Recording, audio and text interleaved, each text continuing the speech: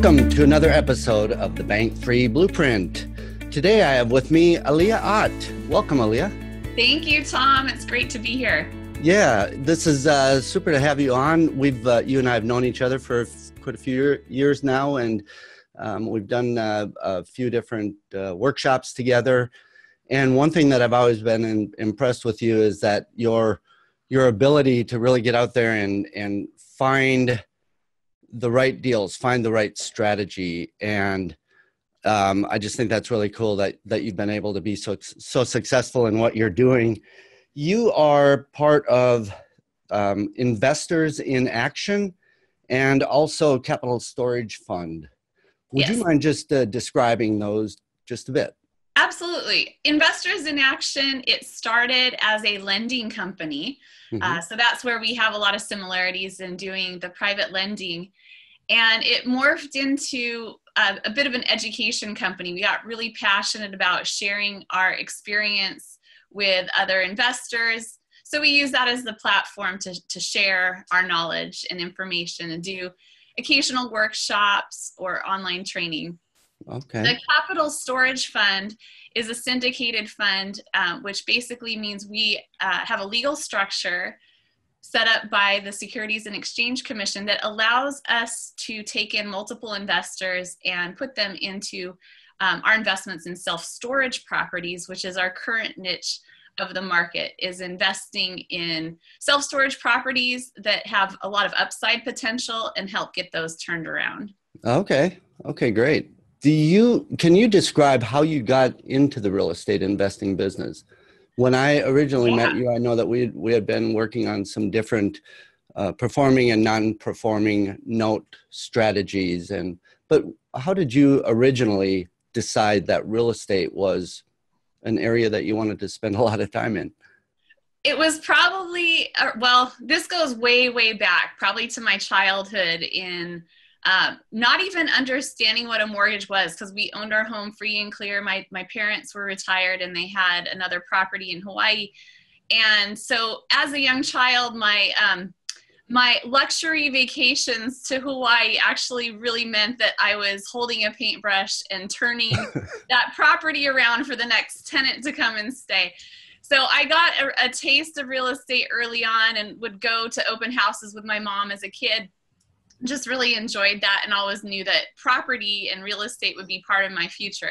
I never realized at that time that it would be my future. It would be my future path and career that I would morph into. It was initially just something that I thought, okay, I'll buy some rental properties on this side, make some extra income to support myself. And that way, if I was raising a family or if I wanted to spend more time doing charitable work, that I had that passive income coming in and I didn't necessarily have to go to a day job.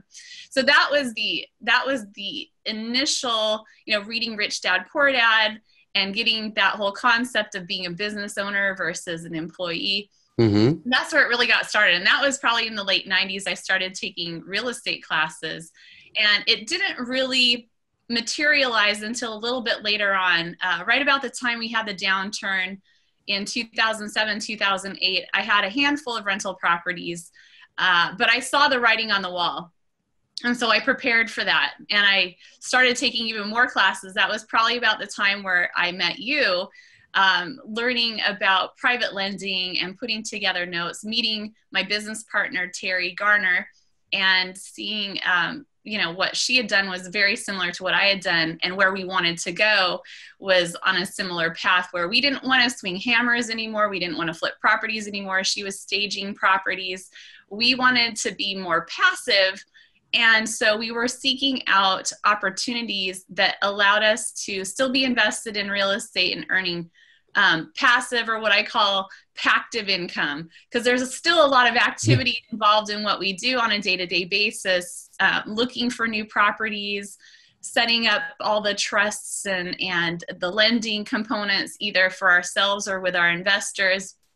And so there is work involved, but we do a lot of the work for our investors so that if they are dentists and they're busy, or if they're, home with their kids and they have some extra income that they can go and invest, that we're doing the work for them so that they don't have to. And that's really the model that we were looking for, either for our own money to be invested in or for us to help other people. I see. Yeah. Nice, nice. So if we step back one step, when you made your first investment on your own, what were some of the thoughts that were going through your mind, or what was it that got you to make that actual step? I know that you had the motivation because of your family history and knowing that was probably a good strategy, but there must have been something that helped you make that first step. Can you remember what that was, or describe what that was like for you? Well, it was a little bit of logic. So I was living in the Bay Area. I needed a home to move back into in Orange County or San Diego, wherever I was choosing to live. I was working remotely for my company at that time, so I could live anywhere. And I wanted to get a house that I could add value to. So I was thinking both from a strategic standpoint of the ability to live in a house for 2 years, improve its value, and then essentially be able to sell it without capital gains if it was my primary home. So I had an investment strategy behind it, but I also had, this is my primary house. I could rent out a couple rooms, and I could, in theory, sell the property without paying capital gains. So that was my plan. I got into a 2-bedroom house that I turned into a 3-bedroom house, added about 800 square feet to the property, and massively increased the value of the home. So that was my first deal. It didn't take 2 years. It took more like 12, because during that period of time when I was working on the property, I was learning so much about building and all the codes, and working with the city, working with subcontractors, and literally doing half the work myself, along with, close friends and family that were assisting me in the process. But it was definitely a huge learning curve. And like I mentioned earlier, I got tired of swinging the hammers. Yeah. Sometimes it was like jackhammering concrete, and wow. Friday nights meant date night was a trip to the landfill and then Home Depot. Yeah, Home Depot, so right. After about at least 6 months of that, it got a little tiring, and I realized I wanted to be on a different side of this whole flipping equation. I didn't realize that I could convert that into private lending, which, then private lending on flips, private lending on these self-storage properties, that's where it evolved into. Yeah. And the private lending basically being the money source for someone else who's doing a lot of the work, a lot of the labor portions of it. Now, when you started those first couple of projects, did you do it on your own, or did you do it with the help of someone? Did you have a mentor? Did you have a coach? And if you didn't, what would you do different if you were to go do it over again?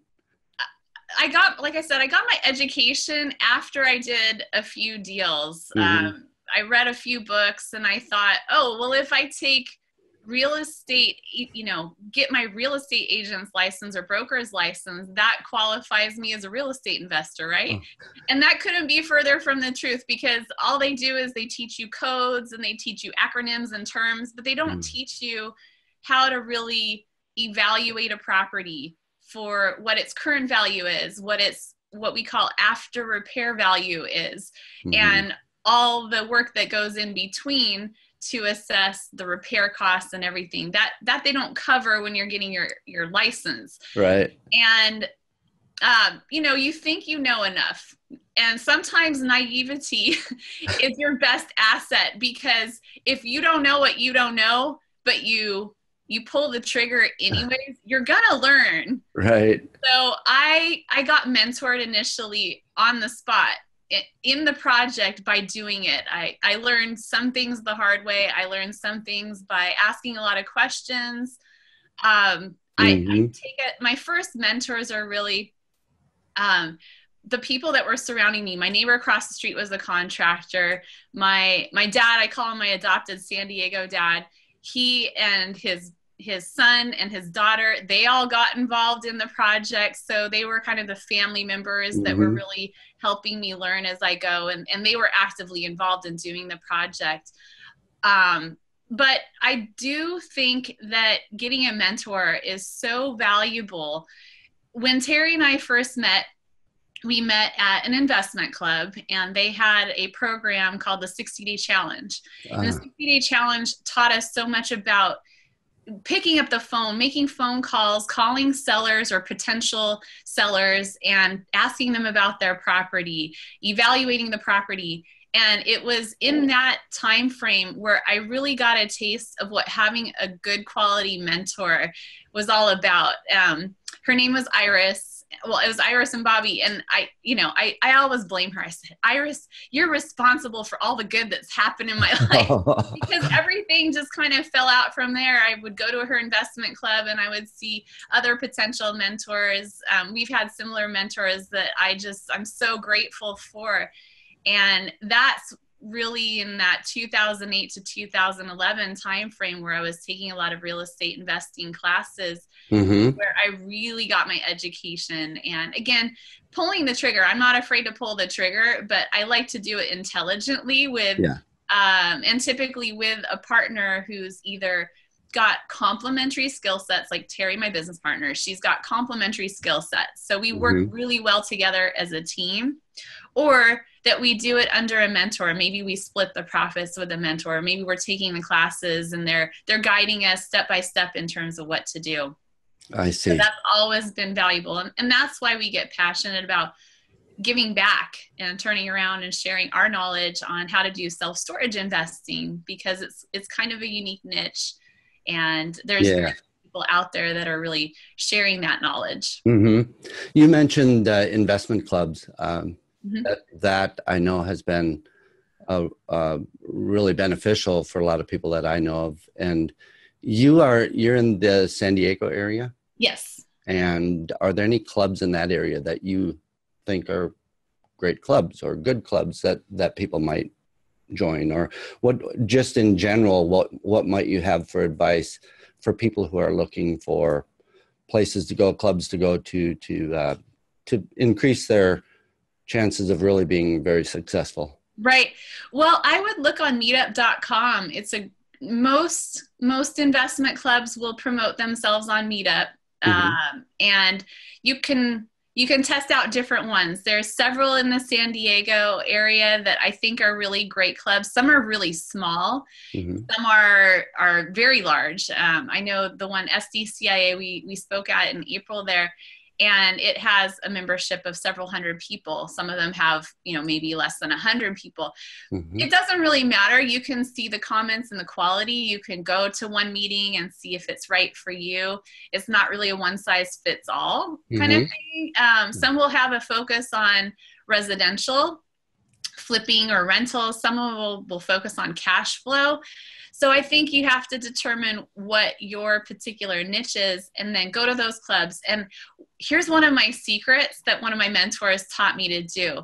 Find the club organizer. Ask them, this is what I do. Who are the most qualified people in this room? The top 5 or the top 10 most qualified people in the room that can help me grow my business, or that are really actively doing the business. And so you're not wasting a lot of time when you're out there networking in these clubs with people that are tire kickers, so to speak.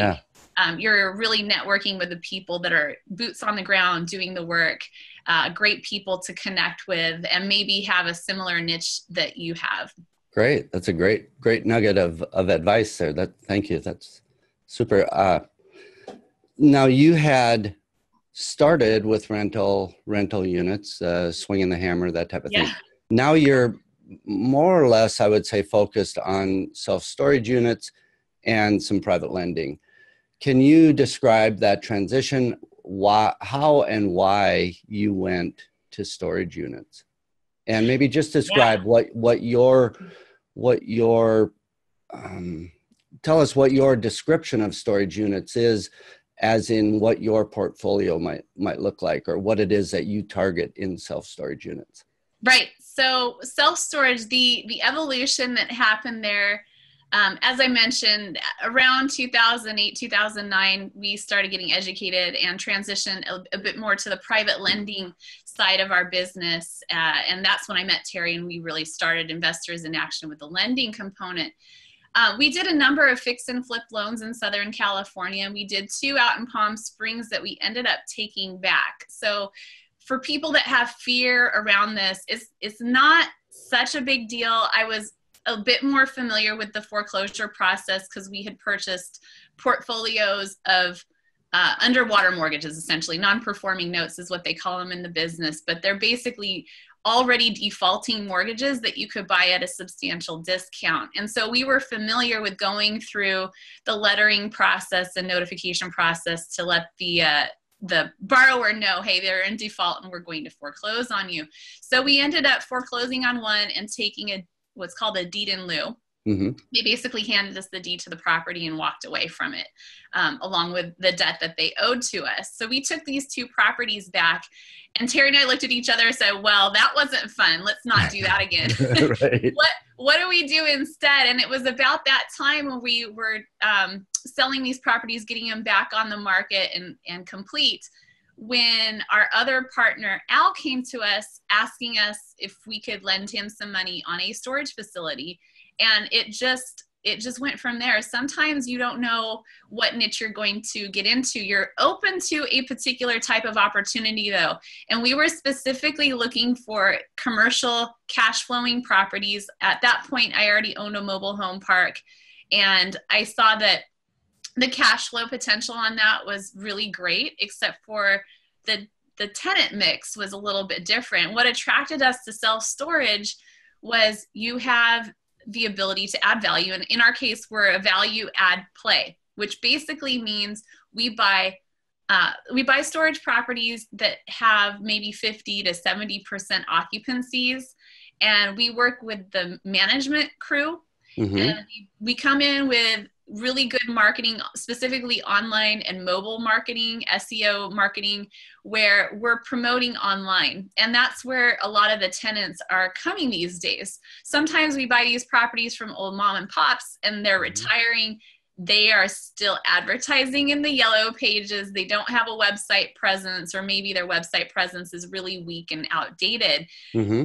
So they're not reaching their tenant mix. Half of the tenants are looking on their cell phones and just searching, what storage facility near me.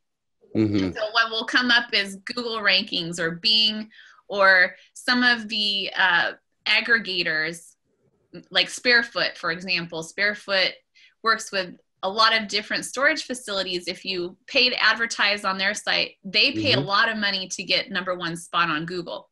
So you're showing up in the search results, and that's where people are most likely to make a quick decision, come to your facility and rent a unit. So I think I've answered a lot of different questions in one. Yeah.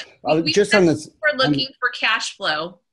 Okay. And just on the size of, like, the range of size of units that you've been working with, or that you're familiar with, that your target is, what just to get that context.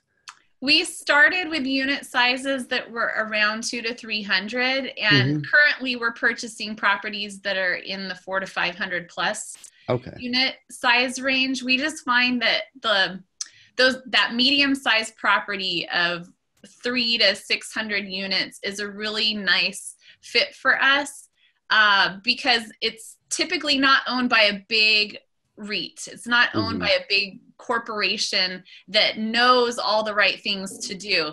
A lot of these medium-sized properties, like I said, they're owned by single family owners that maybe didn't do the right marketing or were really savvy in that area. So that's what we like to target.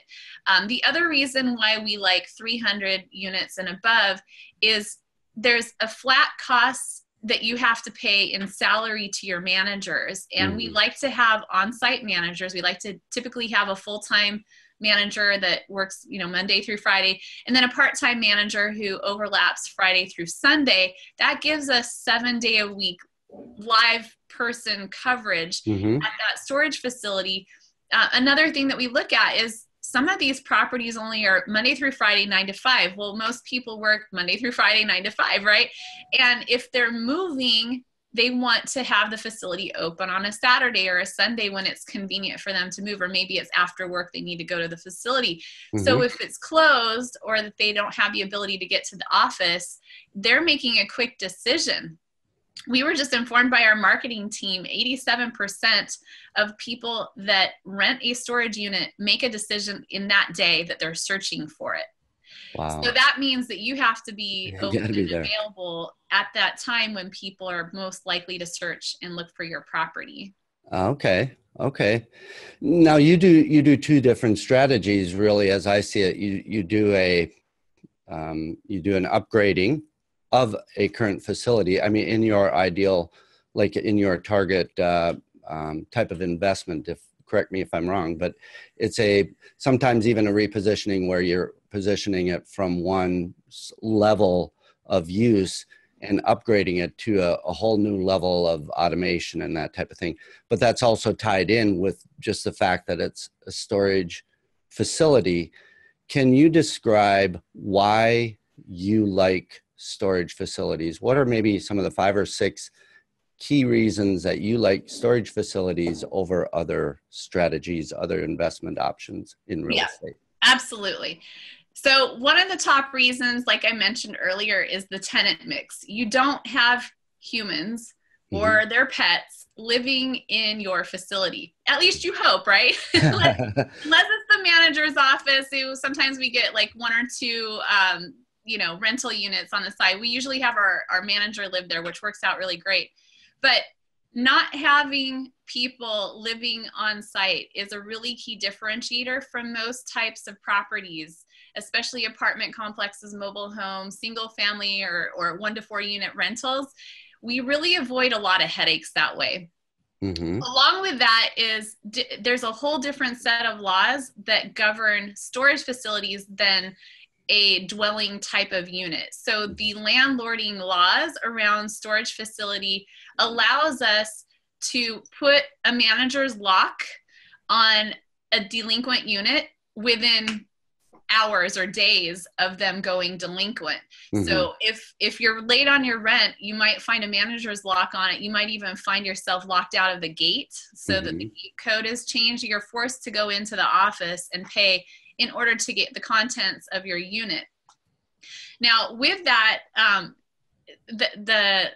the laws around auctioning are very simple too. Every state typically has their own auction laws, so you have to follow those to a T. But we don't have problems with people, typically sneaking back in or breaking the locks, and they'll come to the office because they want the contents of their storage unit. And so they get back on track a lot easier. With owning a unit apartment complex, let's just say, there's so many landlording laws that can allow a tenant to stay in place and go delinquent for months on end. And you might be out thousands of dollars in potential rent just by having one delinquent tenant. So we like that. We also like the multiple unit mix that goes along with commercial properties. So if you've got one empty unit, let's say, you've got 100 more that are filled. And so all that cash flow is adding up. We also like the simplicity of the business. A lot of times people, they only come to their storage facility or their unit the day they move in and the day they move out. So, and it's simple construction. We have low maintenance costs, simple construction. Usually it's concrete or steel. You don't have toilets, you don't have complicated systems. When we turn a unit around, the main tool that we need is a broom and a dustpan. That's it. We don't have to go back in and repaint, recarpet, fix plumbing issues. Like, that is just not a headache. So for all those different reasons, self-storage just made a lot of sense to us, and it still does after doing this for a number of years. We love it. We're really passionate about this type of asset class. And of course, with the recovery of the market, it has gotten quite popular with a lot of different real estate investment trusts and individual buyers. So the market has gotten fairly competitive. At this moment in time, we're positioning to see a little bit of a softening in the market. And that's already started, but it's gotten very expensive to buy storage properties. So we have we have to really look for the needle in the haystack and develop relationships with brokers and people that represent these potential sellers so that we can get these properties before they hit the LoopNet, which is essentially the commercial version of the multiple listing service that you might be familiar with in residential. Yeah. Yeah. Well, then that takes us right to the next question, which was, if somebody wanted to get started in the business, what might be some advice that you have for them to find properties, or what would be the next steps if they are interested? Is it going to be really tough for them to find them? Maybe some people are looking at the possibility of new construction of facility units, of storage units. So. Yeah, definitely. The best two ways to acquire properties in self-storage is to really pound the pavement, look for something that's off market or poorly marketed. So anything, like I said, once it hits LoopNet, it's fair game for thousands of investors. If you can build relationships with brokers or even storage facility owners, go to the owners directly. Maybe you're just looking for something that's in your 10 to 20 mile radius. So that makes it really easy to narrow it down to a handful of properties, and you could talk to those property owners. You can also, if you're a little bit more handy and wanting to get involved, you could do either ground up construction or conversions of, let's say, a warehouse facility or an existing lot. I don't necessarily recommend ground up construction just because you're buying land that's not cash flowing from day one. So we like to have cash flow from day one so that we're covering our mortgage payments, our investor payments, our manager salaries, and all of that from the first day that you buy the property. But for those who are familiar with development, it can be lucrative if they find the right property. They just have to make sure they're not in an oversaturated market. And the property location is really key. It should be on a well-trafficked road. And then as far as getting started, the best way to get started, we talked about this earlier, but is getting educated, getting mentorship, getting some people behind you that really know the business. And we've done this in a number of ways. We've attended classes. We've started teaching our own classes. We typically do a once or twice a year workshop. That's normally around the May timeframe, May, June. We have an online study course through investorsinaction.com. You can also go to your local state association for self-storage industry. So there's a couple different annual conferences that are very large. They're typically held in Las Vegas and maybe one other location. The SSI, which is the self-storage industry, it's really dealing with investors who want to get involved, want to learn. And then, of course, the state associations, Self-Storage Association, SSA, has their conference every year. So those two in particular, you can really go learn a lot, take classes, meet the different vendors, and really get a baseline of what this industry is all about. And I highly recommend doing both of those kind of at the same time. So you're getting really grounded with how to do the process from start to finish. And that's what we do. We help people get started with buying a property, how to fund the property, and how to operate the property. And it's a very thorough education.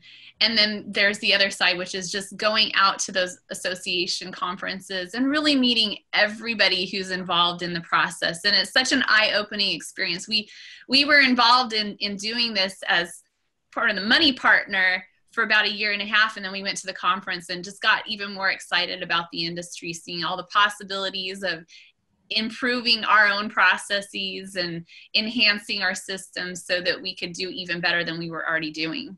Wow, great. And so the resources, that was one of the questions I was going to ask you. So you just shared some really good resources.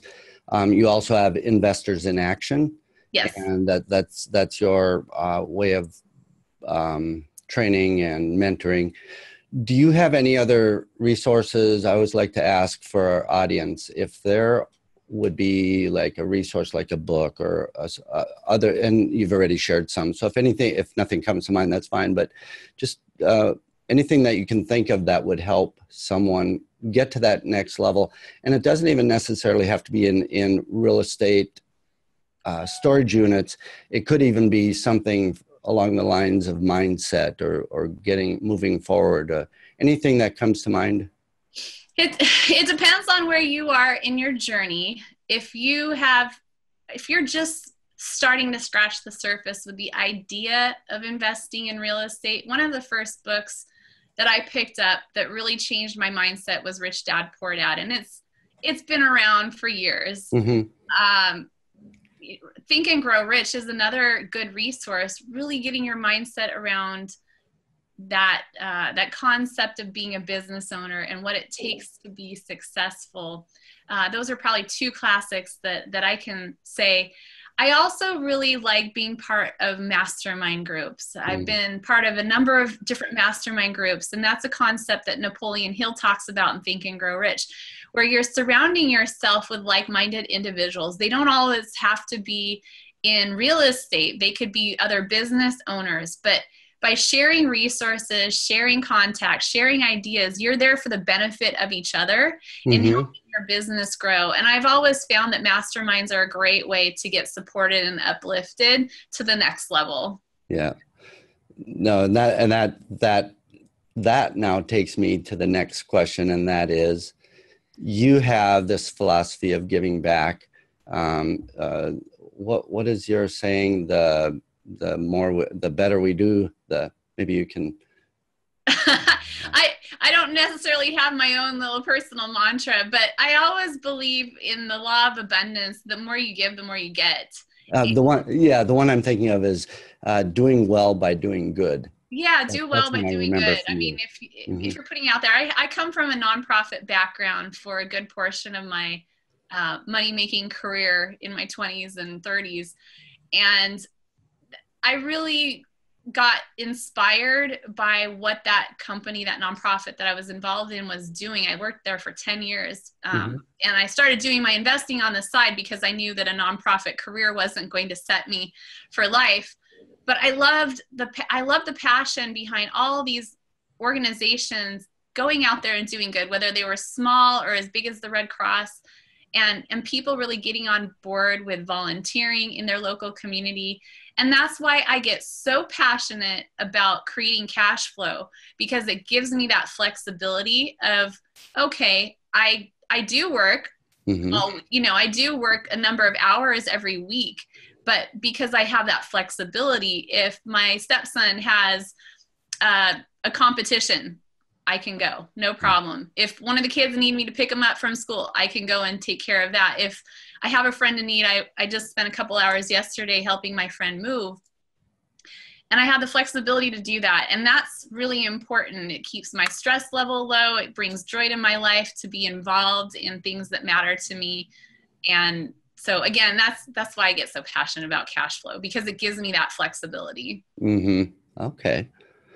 Now, you earlier mentioned before we got on this interview that you possibly had a resource, a guide for understanding different types of investments or making a decision on investments. Could you just share a bit about that? Yeah, if you go to investorsinaction.com, we have a free guide that goes over some of our top strategies that work in any market cycle. And that's really important.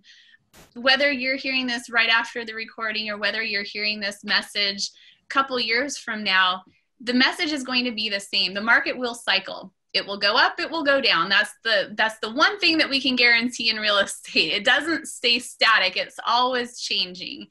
And there are some strategies that are safer than others when the market turns down. And again, that's why I like self-storage. If you buy it with the right price, you buy it with the right opportunity and the value add component in mind, you can sit on that cash flow for years and years and years and really do well over time with the property. I think you have to have that mindset too, that sometimes it's not going to be a good timing of the market just to flip a property. If the market's going down like it was in 2008, and you were investing that property in 2007 and hoping to flip it at the end of 2008, you might have got stuck with a major loss.